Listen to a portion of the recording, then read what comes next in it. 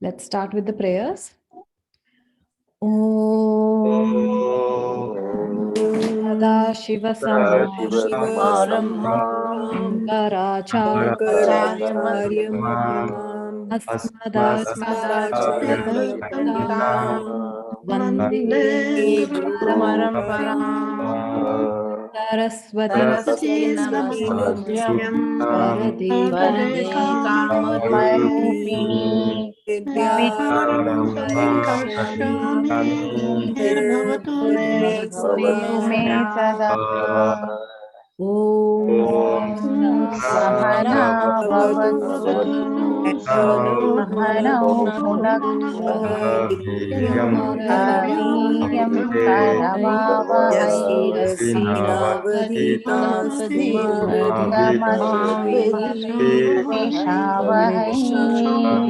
Om Shanti Shanti Vasudevendra Yogindram Nattvajnanam Guru Mukundaya Bodho Vidyate. Om Namah Shivaya. Om Namah Shivaya. Om Namah Shivaya. Okay, so in the last couple of classes, we finished 2 out of the 3 bodies, 2 out of 3 Shariratrayam, right? So we finished the Sthula Shariram and the Sukshma Shariram. Now, Sthula was easy to understand because we all have Sthula Shariram, the physical body, and we all have experience with it. So it is easy to relate and understand Sthula Shariram. When it came to Sukshma Shariram, the topic was little more abstract, so little more challenging to understand. And now we come to the most abstract of them all, which is Karana Shariram.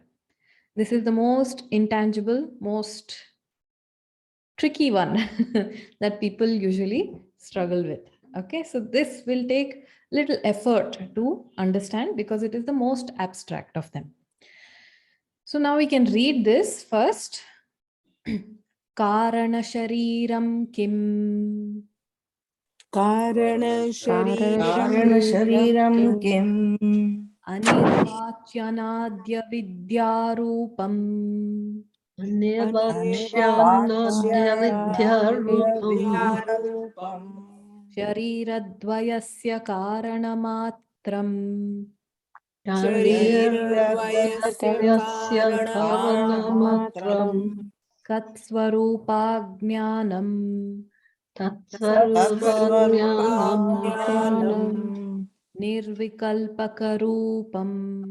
Nirvikalpakarupam. Yadasti tatkarana shariram. Yadasti tatkarana shariram. So we'll come back to the verse. But first we'll understand a little bit about what is exactly Karana Shariram. Now, Karana Shariram, the word Karana means cause, right? Cause and effect, that cause. Okay, Karana is cause. So when you say Karana Shariram, it is causal body. Okay, now remember, it is not casual body. There is nothing casual about this body. It is causal body. Okay, it is the cause. That is the meaning of Karana. Now, to understand what Karana Shariram is, we'll start a little differently and come back to our 4 points. So in physics, there is a law called the law of conservation of mass and energy. Have you heard of this? And what does it state? Mass is convertible to energy and it remains equal. So E is equal to mc square. So whenever there be any energy it's converted to mass, similarly mass is converted to energy and nothing is lost, created or destroyed. Yes. It is only conversions. Yes. From So one the state to main sentence is the last one you said, that nothing is created or nothing is destroyed. Okay, so this is a law in physics also, and Shastra also accepts this law that nothing can be created and nothing can be destroyed.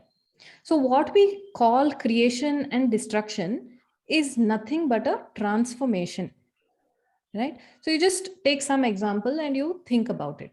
For example, you take a chair, and suppose I say destroy this chair.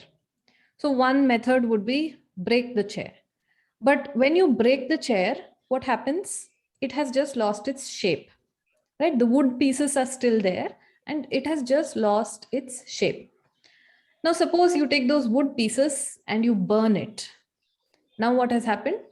Some ashes remain, right? So now the wood is converted into some ashes, and plus some amount of energy was transformed into the form of fire, and that was also dissipated, right? And this wood ash, the ashes, if you give it enough time, it will transform into something else, right? It's probably carbon. So if you give something, if you give carbon enough time, it can even transform into diamond, right? So in this way, what we call destruction and what we call creation is nothing but change from one form into another form, right? Destruction is simply the loss of the current nama rupa, and creation is nothing but the gain of another nama rupa, the name and form, right? If you take, for example, the human body, let us take death of the physical body. What happens when the human body dies, the physical body dies? We bury it, or we burn it, or we release it to the water. And what happens after that? It just decomposes, it changes form. And after some time, if you come back and see, it will not be in that old form of a human body. And so when we say death, it is just that that body of that person is no longer in that particular way. It has now changed into something else, usually into one of the elements. So if you burn, again, same, you some energy is dissipated in the fire and some ashes are left behind. And or if you bury it, then again it decomposes, joins with the soil, and now it is in a new form called soil, right? So wherever we look at destruction or creation, it is always a transformation, and there is no such thing as an absolute destruction or an absolute creation. You can take your time and you can think, and you will not be able to come up with any example where there is absolute destruction or absolute creation. It is only transforming from one state to another. Even birth, the when there is a pregnant mother, if you see what happens, she usually eats much more than normal, right?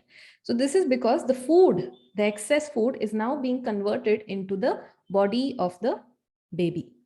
And if you see children also, to grow they require food, right? That is how they gain the body mass and they grow in that way. Same with plants. If you have a potted plant at home, so there is a pot and there's a small plant in this. And if you give it enough time, it has become quite big.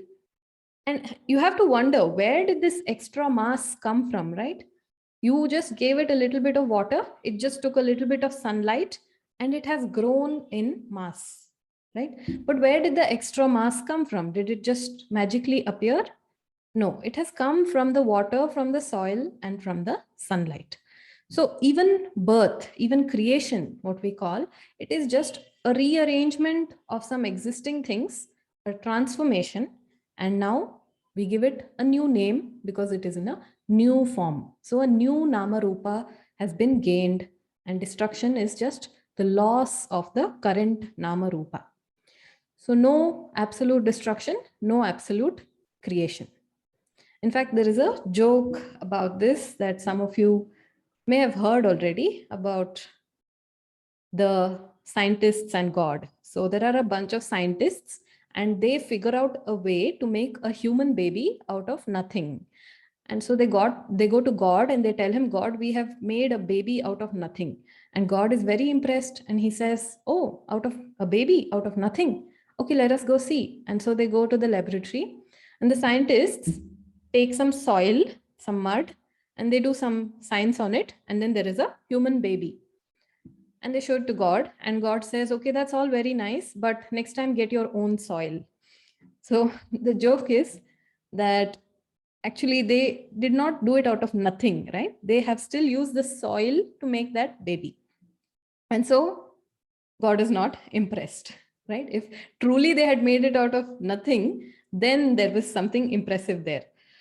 So this is the idea that it is always transformation. It is never an absolute creation or destruction. Now, in physics, there is a further law that says E is equal to mc square, the famous equation. E stands for energy, m stands for mass, and c is a constant, which is the speed of light, which is approximately about 3 into 10 to the power 8 meter per second. So which means what? If you have 1 gram of matter, 1 gram of matter, it is equivalent to 1 gram into 3 into 10 to the power 8, the whole thing squared, energy, units of energy, which is what? It is approximately about, okay, so you have to convert the gram into kg, but still it becomes a very big number, 10 to the power 16 13. minus 3, 13. So 9 into 10 to the power 13. 13 into 9, right? So 9 into 10 to the power 13. That means 13 zeros are there in that. So that is a very huge amount of energy. And in fact, this is what they say about nuclear reactions, right? That even 1 small gram of a nuclear material has that much energy, which is enough to blow up a city or even much more. It can cause a lot of damage because that is a lot of energy. So which means what? That matter can be converted into energy, and what we call matter is nothing but tightly packed energy. And this matter, if you release it, it becomes that much equivalent of energy. So energy and matter are just interchangeable forms of each other. Why is this important? Is because we generally think of energy as something invisible, right? We cannot really see energy, we cannot really perceive energy. But matter is very much available to the sense organs. So in a way, you can say energy is agocharam and matter is gocharam. You can see it, energy, you can't see.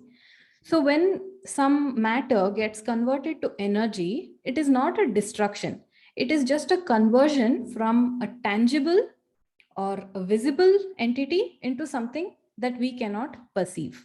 That doesn't mean that it has gone away totally or that it is not there. What it means is that it is there, but in a way that we can't see it. So that is the significance of E is equal to mc square for us, okay? That it converts from the invisible energy to visible matter and back again from visible matter to invisible energy. Another example is water and water vapor. So when water is in liquid form, we can see it, we can touch it, we can drink it. But when this water is in water vapor form, then we cannot really see it. We don't even know if it is there because we cannot see it. So when this water that you have kept vanishes, can we say it is an absolute destruction of water? No, it has just transformed into something that I cannot see, but it is very much there, right? So this is the principle of law of conversion of mass and energy, right? Now, when it comes to creation of the universe, till now we were talking about individual items in the universe. Now let us talk about the whole creation itself. What about this creation? So science tells us that there was a Big Bang theory, and that is when the universe came into creation. And later there will be a different reverse process, an involution process, which will be the destruction of the universe. And in Shastra also, we have something called Srishti and Pralayam. Srishti is the creation of universe, and Pralayam is the destruction of the universe. Now, if you say Srishti and Pralayam, or creation and destruction, are we not contradicting this law of conservation of mass and energy? Are we saying that the universe was born out of nothing? Can that be an acceptable argument, that the universe was born out of nothing in violation of the law of conservation of mass and energy? That cannot be the case. Neither Shastra accepts that, and I think science also probably does not accept that.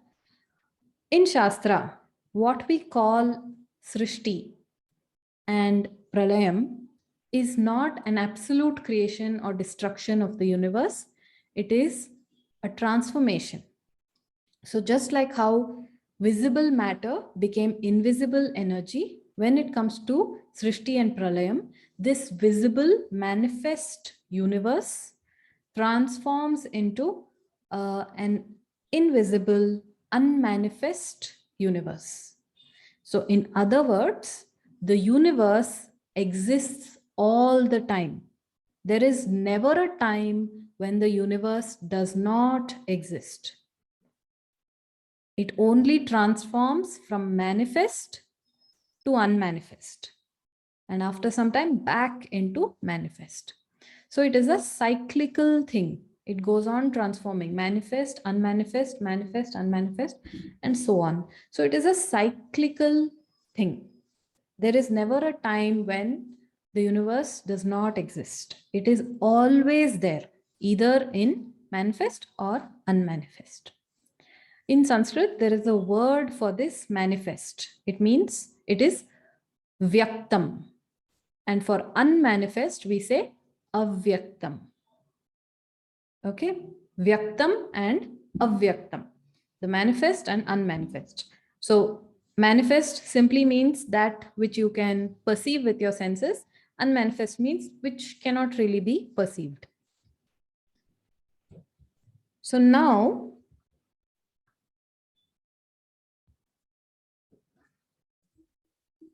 this manifest to unmanifest, vyakta to avyakta.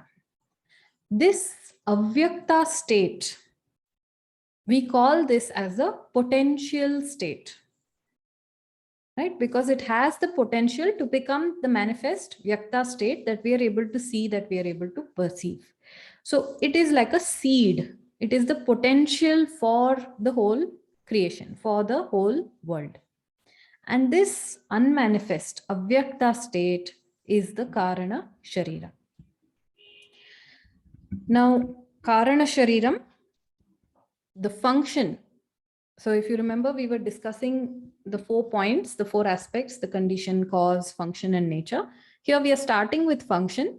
And so if you ask what is the function of Karana Shariram, it is to be the seed for the other 2 bodies. The Sthula Shariram and the Sukshma Shariram. It acts as the seed for those 2 bodies. The potential, the avyakta of Sthula and Sukshma is Karana Shariram. So if the question comes, where did this Sukshma Shariram come from? Or, what happens to Sukshma Shariram at Pralayam? Because it cannot be destroyed, right? If it is totally destroyed, how can it come again? Because nothing can come out of nothing, right? So Sukshma Shariram also has to always be there. But at Pralayam, it exists in the avyakta state, the unmanifest state. And when Srishti happens, when creation happens, then it is in the vyakta state. So what we call Srishti and Pralayam is nothing but transformation from this vyakta to avyakta and avyakta back to vyakta. So Karana Shariram is simply the cause of the 2 bodies, Sthula and Sukshma Shariram. Okay, it is like the seed of a tree.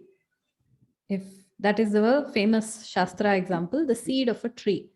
If you see the seed, it is very small. It is just there, but it has the potential to become a tree, right? So this bija avastha, or this potential existence, the seed form, this is the karana shariram when we are talking about the sthula and sukshma shariram. So for you as a jiva, if you ask what is the cause or what is the potential form of this, then you have to say karana shariram. Okay. Now, this karana shariram, in this avyakta state, there is no difference between my karana shariram and your karana shariram and the universe's karana shariram. Okay. They are existent, or we treat them as one thing only. Okay. So there is no differentiation in that avyakta state. And we'll see this in detail later. And this is why Shankaracharya does not look at any individual karana shariram. He talks of karana shariram at the macro level, at the whole level, because there's no different karana sharirams in the avyakta state. And so that is why when I talk about Srishti and Pralayam, which applies to the whole universe, it is not very different from talking about the individuals. Okay, when we are talking about karana shariram, it is as good as talking about karana shariram of the whole creation. The individuality only applies when we are in manifest or vyakta state. In avyakta state, there is no differences at all. So I'll see this in detail. We'll see this, I'll explain this, but this you have to remember that there is no differences, and that is why we talk in the same way, whether it is the cosmic level or whether it is the individual level, we are still talking about the same entity. Okay, so till here, is it clear?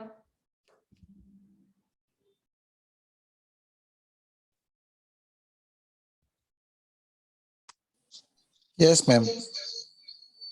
All right, so at this stage, what you need to remember is that this Karana Shariram is the cause or the potential form for the other two bodies. Medhaji, can I ask a question? Yeah. Does it mean that for all the individuals there is same Karana Shariram? At Or- Avyakta, yeah, I will explain this, but at Avyakta, it is not, we cannot say same, we just say it is undifferentiated. You cannot make out the differences when it is in Avyakta state, and that is why they are treated as though non-different. The difference only applies when we are talking about Vyakta state.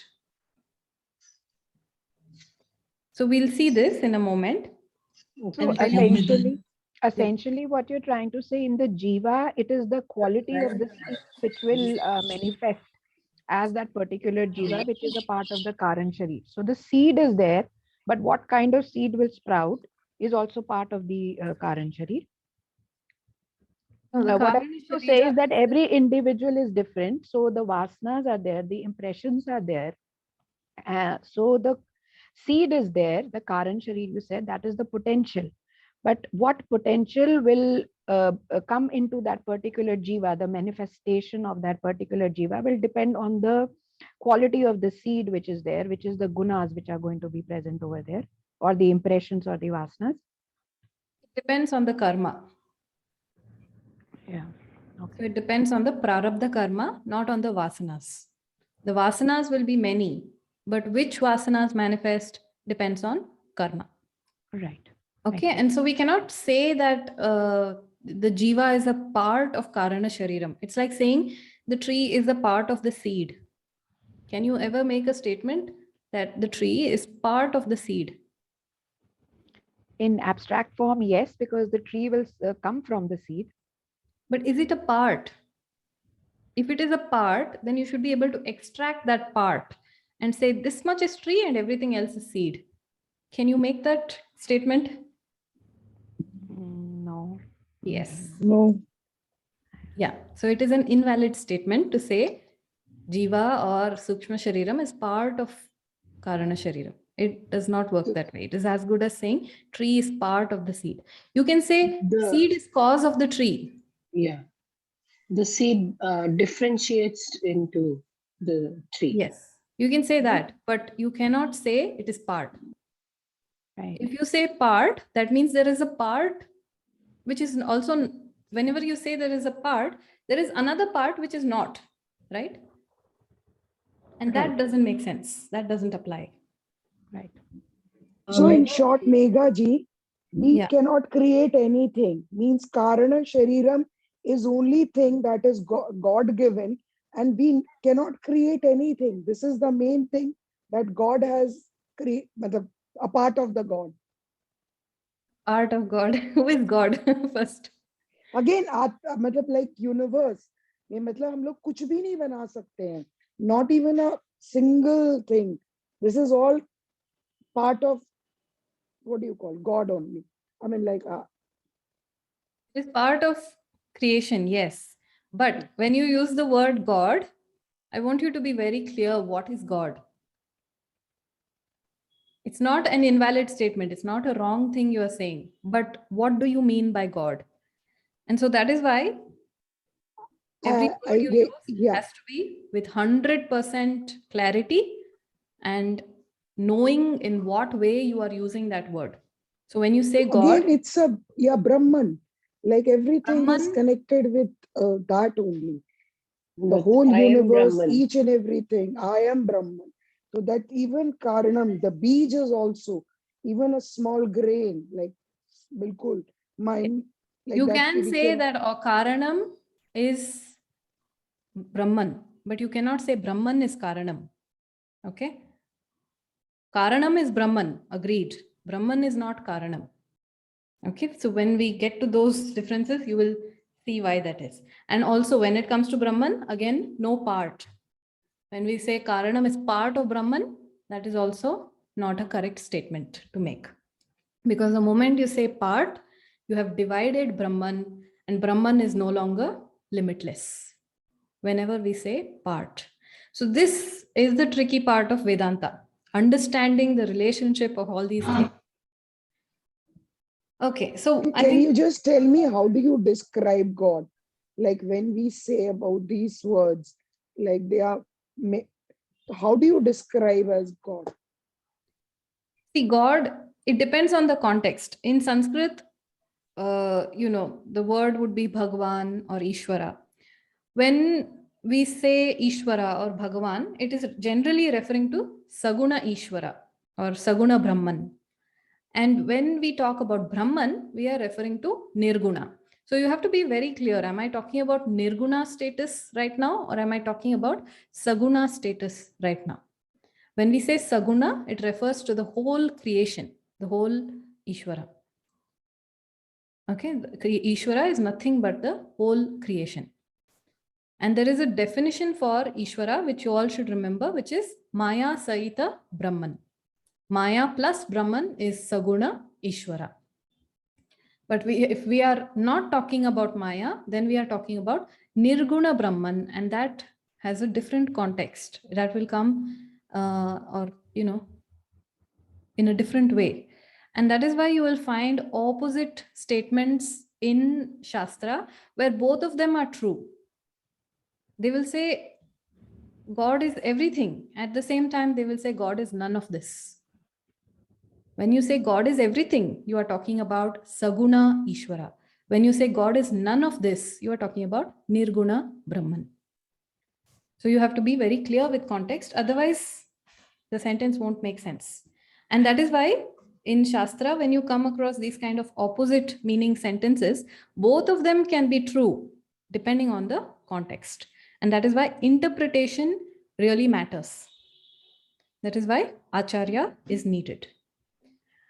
Okay. Oh, Medhaji, Yeah. just one thing. This avyakt form, what does it belong to then? The Brahman or the Maya? Maya. Okay. Om Meghaji, one question. So when a person dies, Yeah. does it always dissolve into the Karana Sharira? The physical body, as you know, would join with the elements, the sthula elements, and the sukshma shariram, you can say it goes back into karanam. So every cycle it goes back into Karanam and then back again. Yes, it would come back for the So next. from it goes into an undifferentiated mass, and then from there it, in a sense, peels off again and becomes the Sthula Sharira when it requires a new body. Yes, Okay, thank you. depending on the karma.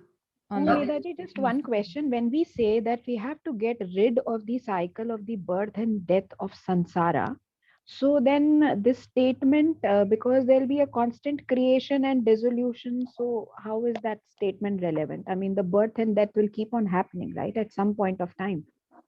that is the nature of Saguna Ishvara. But if you think that you are Saguna or you think you are Jiva, you will always think that I am part of this cycle of birth and creation. But as Brahman, are you really part of that cycle of creation and destruction? That is what I was trying to figure out. Then it doesn't make sense. The cycle of birth and death doesn't make sense. And this concept as a jiva, that we have to go beyond the cycle of birth and death. So that doesn't become relevant, because they'll keep on happening in some way or the other. The only thing that we as jiva can do is probably understand that and just finish our prarabdha karma in mental equanimity. What you have to do is shift your identification from Jivahood to Brahmanhood. Right. Thank you. As long as you think you are Jiva, you are trapped in the cycle. The moment you know you are Brahman, you are no longer in the cycle. Right. Thank you. So it is a matter of Metaji, it is not a matter of actually breaking the cycle. Yes. Metaji, Lata here. Yeah. Is there a difference between Karana Shariram and consciousness? And Consciousness. yes, there is. Because Consciousness is Atma, Karana Shariram is Anatma. okay. And Karana Shariram applies to the living and the non-living. Because it is all about the matter you were saying, no? It can be. Yes, when we are talking about the universe point of view, then Yeah. yes. And when we are talking from universe point of view, the name is Maya. When we are talking about individual point of view, the name is Karana Shariram. But ultimately, in the Avyakta state, Karanam and Maya are not different. They are, you can treat them as the same thing. There's no difference. Okay. So when we are talking from the universe perspective, then it is called Maya. Yes. Okay. Thank you. And therefore, from the universe perspective, it is only consciousness which exists, and Maya at the universe level becomes Anatma at the macro level. Sorry, what? Just the way we are applying the same concept in the Jiva. So the Brahman is what it is. The consciousness is there, and the Maya and the Avyakta part over there also becomes the Anatma. Yes, over there, the Maya is the Anatma part and the Brahman is the Atma part. Right. Thank you. Vedaji? Yes. Okay, we'll do one thing. I will finish a little bit more on this, and I think that will answer many of your questions. And then we'll come back to the questions. Okay, so there's 2-3 more points on this. And I think many of the issues will get resolved once we finish that.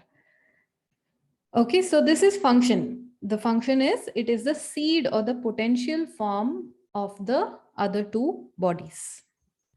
Now we'll go to the next point, which is the condition. What is the condition of Karana Shariram? The condition is that it is in an undifferentiated state.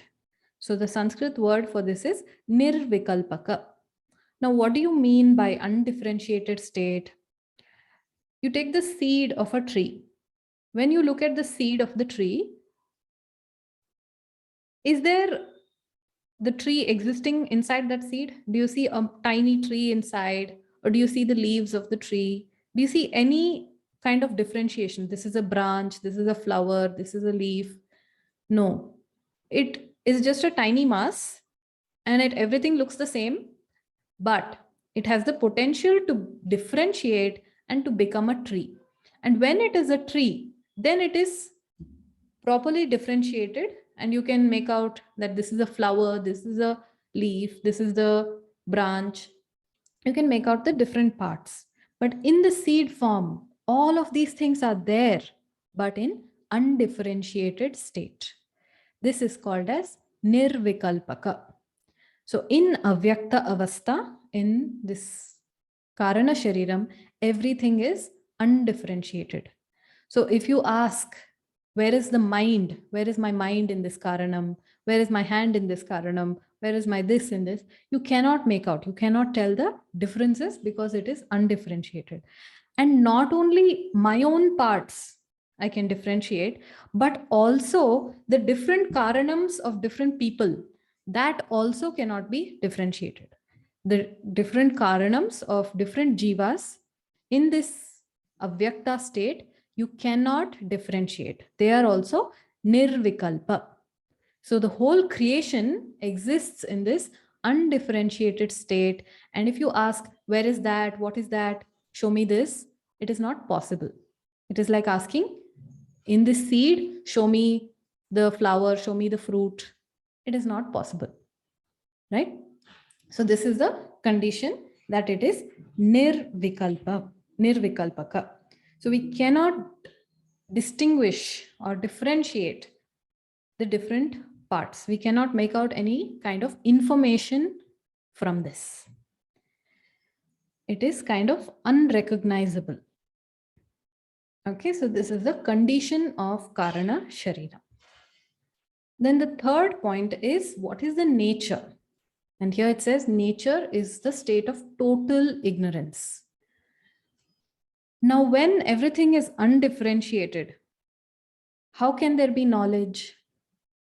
First of all, the object of knowledge is not there, right? When you say knowledge, three things have to be there. The one who perceives that knowledge, the instrument with which you perceive that knowledge, and the object of that knowledge. So for example, this pen over here. Suppose I say, I know this pen. I know a pen. Now, I is the one who knows, the one who's able to perceive this pen. And how do I perceive this pen? With what instrument? With my eyes.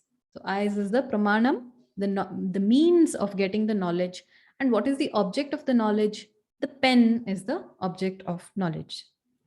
So there is pen, there is eyes, and there is me, the perceiver or the knower who knows. So three things are required whenever you say knowledge. But in this undifferentiated state, these three things are not there. Why? Because they are undifferentiated. Okay, so there is no object of knowledge, nor is there any equipment with which to know. Right? There is no equipment with which to know, and nor is there any object to know. And therefore, it is a state of total ignorance. So we say blanket ignorance. No knowledge is possible at all in this karana shariram state. Okay, no knowledge at all. It is total ignorance. Why? Because of the undifferentiated state. So, ajnanam, the state of ajnanam, we say in Sanskrit. And I'll just finish the last point also, which is the cause. If you ask, what is the cause of karana shariram? Karana itself means cause, right? So if you ask, what is the cause of causal body? It is an invalid question. Why? Because this is the ultimate cause. There is no further cause than this. So it is the causeless cause. If you ask, what is the cause of Sukshma Shariram? You can say Karana Shariram. But if you ask, what is the cause of Karana Shariram? There is no further cause. It is the causeless cause, the ultimate cause. Okay, and because it is the causeless cause, it is also beginningless. Why do we say beginningless? Because whenever you say something is a product, it has a beginning. Okay, if something is not a cause, that means it is a product. And if it is a product, it has a beginning. It is born in time. And if it is born in time, then you can say it is product, right? So that goes both ways. It is born, therefore product. So this Karana Shariram, because it is not a product, it is not born. It is beginningless. It is always there. Okay, so that is what is meant by beginningless, causeless, cause. They go together. If it is not cause, it is product. If it is product, it is born. But because this is not a product, it is not born, therefore beginningless. Okay, so this Karana Shariram is the causeless cause, Anadi, without a beginning. It has many names, Karana Shariram. Okay, we call it Avyaktam, we call it Maya, we call it Prakriti. Okay, you will find different names. You can even, some people call it Shakti, some people call it Mula Avidya. So in different places, you will find different names for the same Karana Shariram. One other name, famous name is Maya. Okay. Now, another technical word for this Karana Shariram is Anirvachya. Anirvachya. Anirvachya means Mithya. I hope you remember Satyam and Mithya. Satyam is independently existing. Mithya means dependently existing. Like the pot and the clay. Pot is Mithya, clay is Satyam. So this Karana Shariram, by saying it is Anirvachya, we are saying it is Mithya. Okay. So there is little more, but I will explain a bit. One second. Just a little bit more. I will finish, then we'll open for questions. So this Karana Shariram, if you say, okay, this Karana Shariram seems very interesting and I want to experience it, I want to know what it is like. So every day we do have a small experience of Karana Shariram when in the deep sleep state. So if you see the deep sleep state, it is an undifferentiated state. Why? Because you don't have a mind, you don't have sense organs. There is nothing as such, right? It is all resolved. You don't, or rather you don't know that there is something called sense organ, there is something called mind, there is something called thoughts. All of this is resolved. You are not even aware of your own body. So in this state, resolved state, do you know anything? Do you know who you are? What is your name? Where you live? Nothing. It is a state of total ignorance, right? So deep sleep is the closest experience we can have of Karana Shariram. Okay, now we can stop for questions. Om Medhaji. Yeah. Please go ahead. So we can start with Satya and then. Om Medhaji, this is about, you said Karana Sharira is Mithya. Yeah. That is a dependent existent. Yeah. Yeah. And when we say it is meaningless and causeless cause and, it is undifferentiated state and it's a total ignorance, it's kind of, it doesn't come from anywhere and, it's like that, then how it can be a Mithya? It can be a Satyam as well, right? No, it is beginningless, but it is not independent. Okay, so it functions with the different shariras. It cannot function by itself. Is that so? It is dependent on Brahman. Okay. Okay. It is dependent on Brahman for its existence. Okay. Thank you. Yeah. Next, we have Meera Senji. So you can raise the hand, then I'll call the name one by one. Yes. I Meera. just wanted to clarify this thing which is there. Once it differentiates into Karana Shariram, Sthula Shariram and Sukshma Shariram, then what happens to Karana Shariram? Like once the seed differentiates, it's no longer there. What happens to the seed when you have the tree? It's transformed. That's it. Yes. So you can think of it that way. A better example is the water and the water vapor. When the water vapor comes, what happens to the water? It's turned into water vapor. Yeah, It's and still then it there. is able to turn back into water. Okay. Okay, so the limitation of the seed tree example is that we can't imagine that tree becoming the same seed again, right? So No, that is that why is water true. and water vapor is a slightly better Mm. example. Okay. Okay. So, Thank you. yeah. I got Amit it. ji? Amit ji? Amit Yeah, ji? Om Medaji. Yeah. Ma'am, I just want to ask two things. First thing is somewhere like I have heard that Karana Sarira is the thing where all karmas are stored and that is the cause of birth. So is it true? Yeah. Yes. And second thing, all nadis and chakras, are they part of Sukshma Sharir? Yeah. Okay. Thank you, Medaji. Yes. June? Thank June. you, Naji. Yes. So I'll have three questions. The first one, you mentioned that there are two statements like very common in the scriptures that we should be looking carefully within the context. One of them was God is in everything. What was the other one? God is everything, or God is none of these things. Okay. And thank you so much. And the next one is how does the Karana Shariram, something that is unmanifest, become manifest? Like we study how from the subtle elements, like the Vyakta state is born. But my question is between the Karana Shariram and the subtle elements.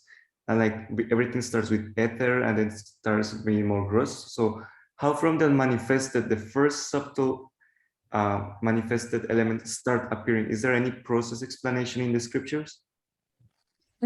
Actually, the same question I've asked Raviji and SPG, and they both have told me there is no answer to that question. Thank you. So some processes are described in Upanishad, but the exact step-by-step thing you are asking, that is not available.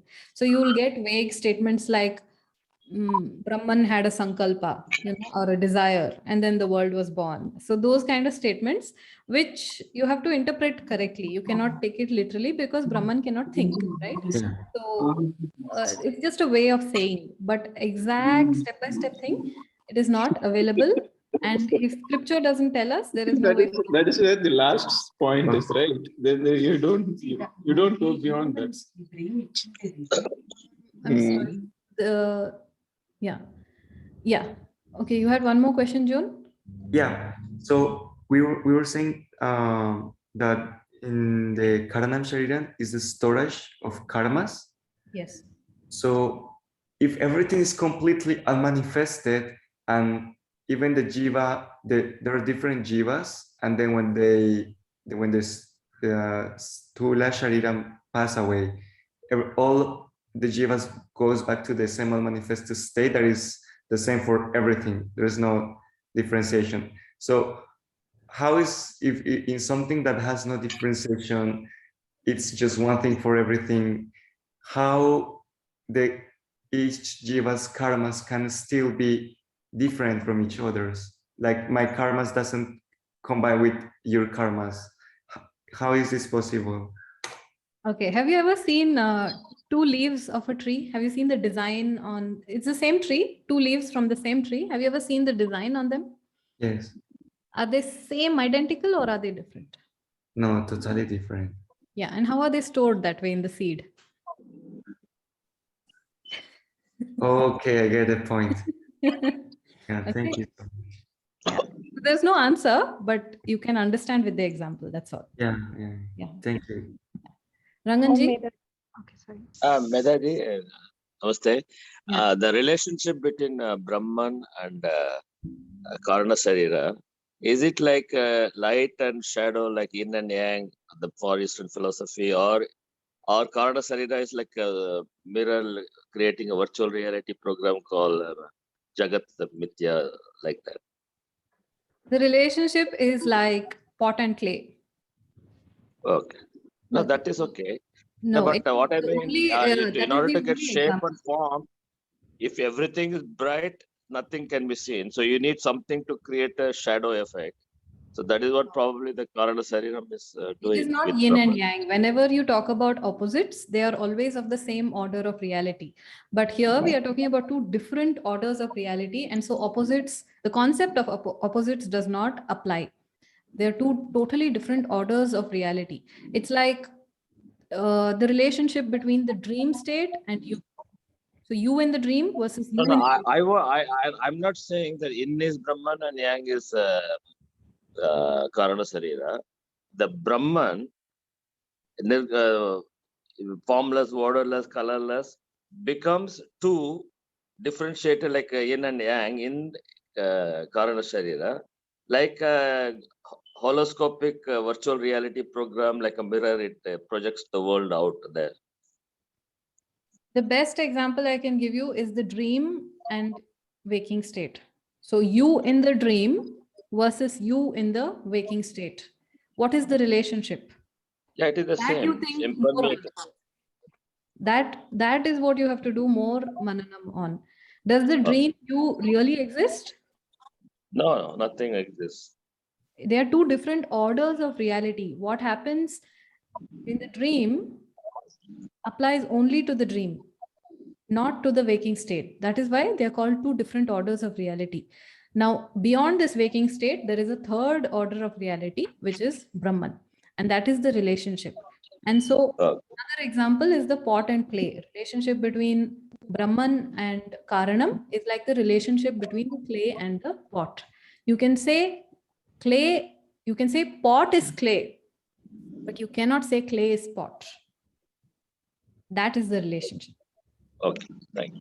Thank you. Medaji, but Yeah. here, like when we are saying, speaking of, two levels of reality. So according to this, if this entire process, the Karan, Sharir and Maya, everything is mithya, and it is dependent on the Brahman, then, but by reality, then Brahman and Maya cannot be equated together, right? So, so the concept of what is this concept of Ardhanareshwar that comes into this being?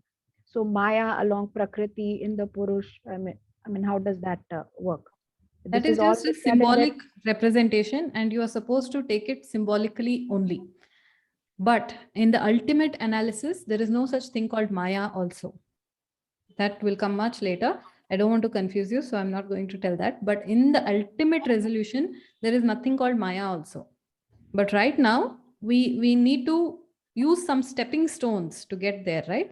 So that is why we are talking about two things. One is Brahman, one is Maya. Brahman is Atma, Maya is Anatma. so the thoughts which arise in our mind, they arise from manifestation in this Karan Sharir. No. Thoughts arise when you have a body, when you have a Sukshma Shariram.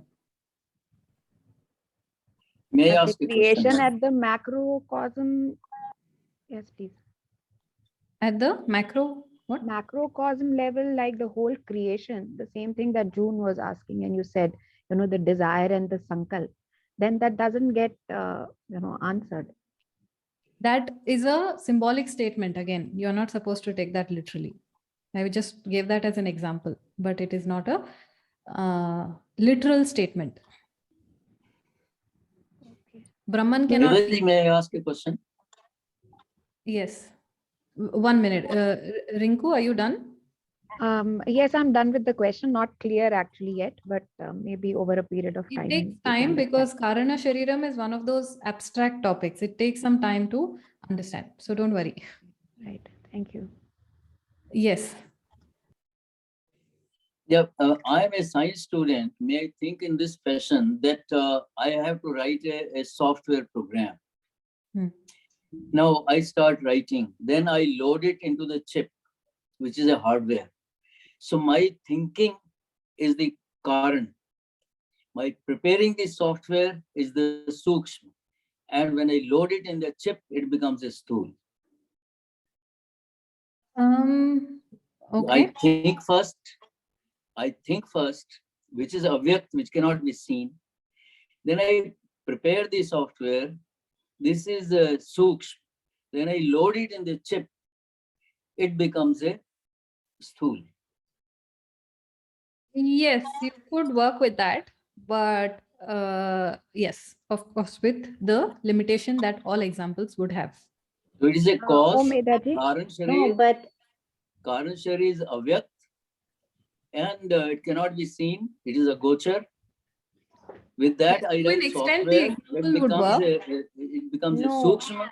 No, when I but load where but it did in the the I chip, thought, don't think it so, where becomes did, because to whom but did the thought arise the from? thinking comes in your Sukshma Sharir. How can it come in your Karan Sharir?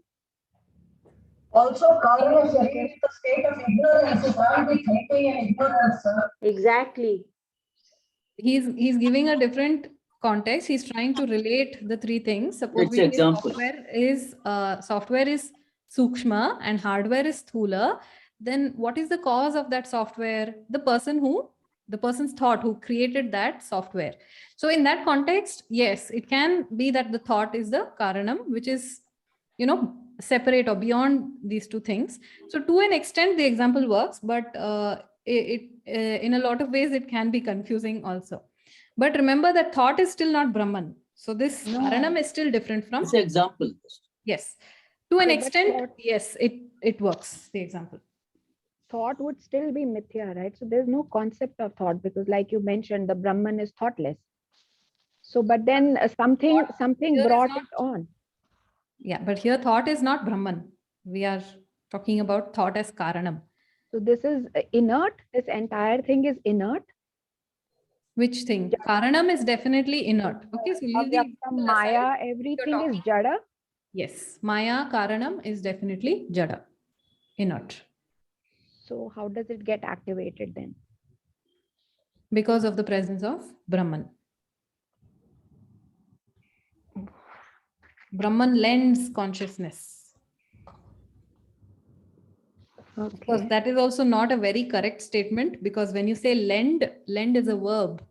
Verb implies action. So Action. Brahman is doing something, but that is not true.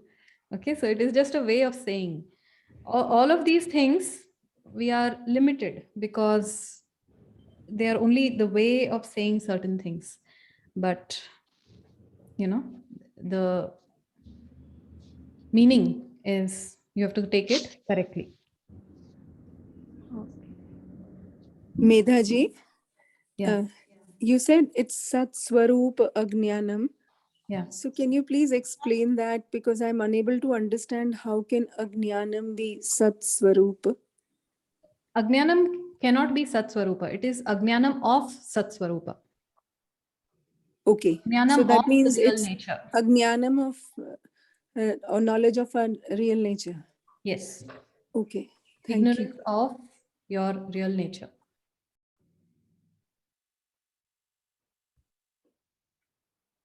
Okay. Energy. Yeah. So we say that for knowledge to occur, there should be the knower, the object, and the pramanam.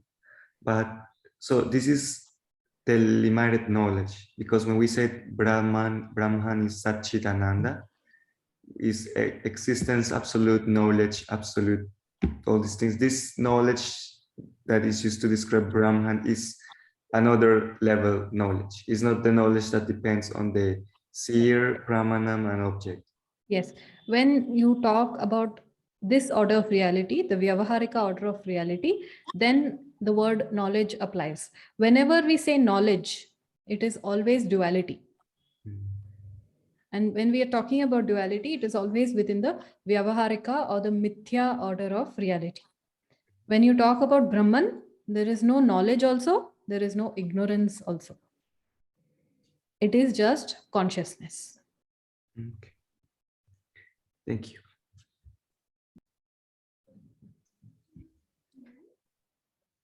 Hi, good morning. So we'll stop here because we have not looked at the verse still, but it will take some time. to break all the words and explain the meaning of the words. So we'll do that in the next class. So in the meantime, you can think a little more on Karana Shariram.